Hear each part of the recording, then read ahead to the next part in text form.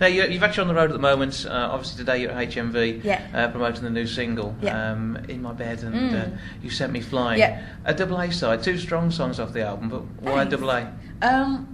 I don't know. It's always I wanted to do a double A side. I don't have any control over the single release, or which singles to release. That's what I mean. I don't have any control like that. But I think originally I wanted to do my first single as a double A side because it's important to me. You know, one thing I have over other artists is music. You know, I'm not interested in being like the prettiest girl or wearing the nicest dress. Well, okay, I am, but you know, it's important to me that my musical output is, is good, you know, and you know, it's a cool thing. If you do a double A side, it's like as much good music as possible on a like £4 single at most, you know. So it's cool. So most 20-year-olds would be quite content with somebody else having written a whole album for them, not even performing on there themselves. Yeah. I mean, what makes you so different then? Why? Just because I think, well, the obvious reasons I'm different are obviously because I play all through on the album, and I play live, and I'll be doing a set. Let me get an ashtray, if you got one, or we can make one. Thank you. I guess the one thing I I've recorded, played on the album, and you know, today I'll be doing a set with just me and my guitar, and yeah, I mean, it's not important for me that everyone buys my record. Well, that is quite important actually. It's not important that that I'm a household name, you know. It's important that it is important though that the music is not substandard, you know what I mean. I just challenged myself with the music. When I wrote the songs, I challenged myself on all fronts, so it's important. I guess that's what makes it different. Thank you. But the sound itself's grown out of your life, your family background, and the way it's come together to bring you to where you are now. Yeah. Sort of, yeah. I'm a real independent kind of person. I mean, I'm self-taught in every field. I guess it's me, really. You know, I don't have a particularly musical family. My dad always sung, but that was about it, really, you know. And I had access to some cool music. My brother's music collection, actually, was an influence on me rather than my parents, than my upbringing, you know. I only started to take things on, really, when you're of an age where you decide about the world, not what you get told to do. So when I got to about that age, which, you know, 9 or 10, that's when I started to look around and be like, you know, this music's shit. What else is there? You know what I mean? And there was so much to choose from. My brother had such a broad variety of music. So it wasn't just Jason and Cardi in your head? I did love that song, though. Did love that song. So, I mean, the album itself, it's a debut album. It's doing well. Yeah. People have been buying it in the thousands. Good, yes, they have.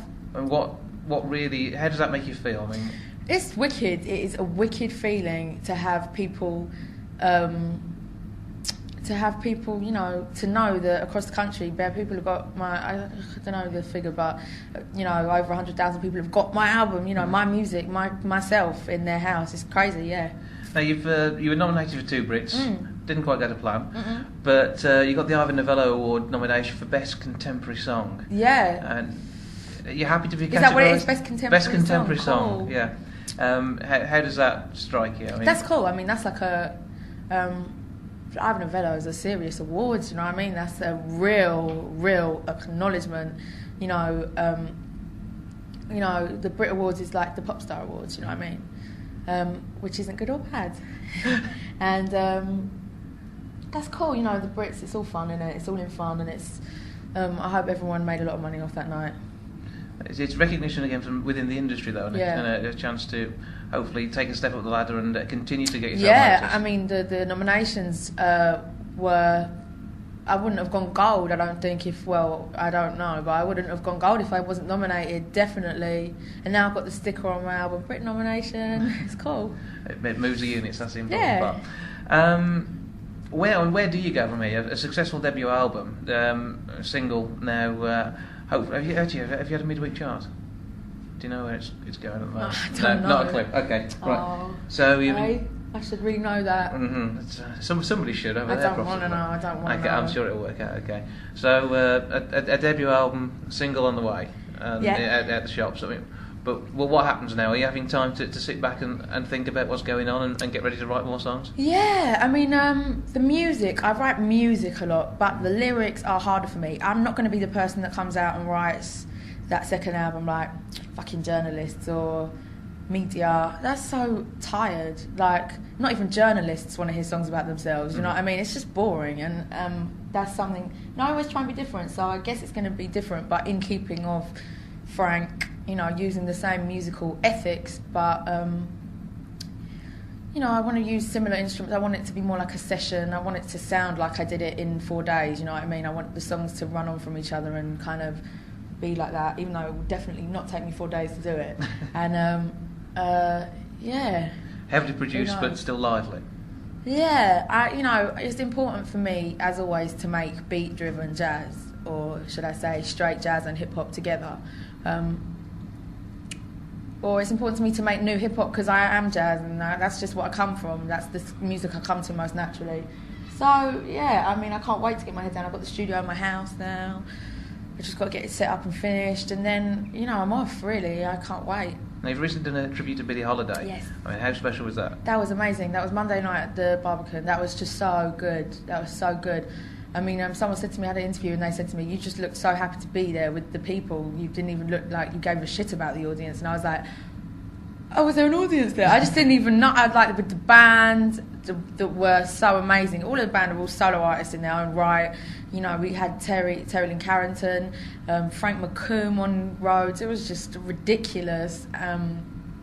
You know, and obviously the singers were just out of this world. And it was just so amazing to be a part of something that wasn't about, here's a wonderful show with some presentation, here's some naked dancers. It was like, here's music, here's the purest form of music there is, here's an old woman who doesn't matter what she looks like because she sounds amazing, and that makes her beautiful, and that was just so amazing to be part of that.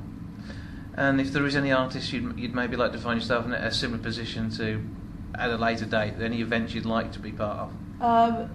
I don't know, there's everything, you know, everyone I kind of meet, I want to do something with. Every good musician or good, anyone really, arranger, I want to be like working with them, you know, I'm really on it like that. You know. Anyone you'd like to write a song for though? No, I mean, I write songs that I think it would be a cool idea, and then I go off it quick, and I've got bare songs like that. I've got like, I did maybe 100 songs for the, like 60 songs for the album. Probably altogether, I've probably got about 100 songs that, you know, people have picked up and been interested in, and that's cool, you know. I couldn't write for something though. I couldn't write for anything. That's my problem. Is so maybe a film soundtrack's out of the question. No, I mean, it would be hard for me. Like, I'm the kind of writer that you can't give me a backing track and go right to that. That's out of the question. Not because I'm like, I won't do that, because I can't do that. I can't write like that. It will be shit. I've got to do something from scratch. I've got to build it and do it all. And I've got to have the purest kind of mind, purest state of mind to do that.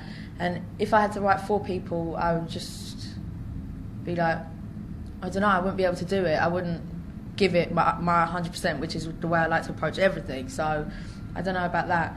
But songs that I've done for myself that I don't like, you can have.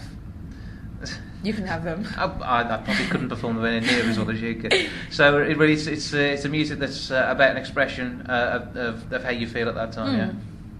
Yeah. Okay.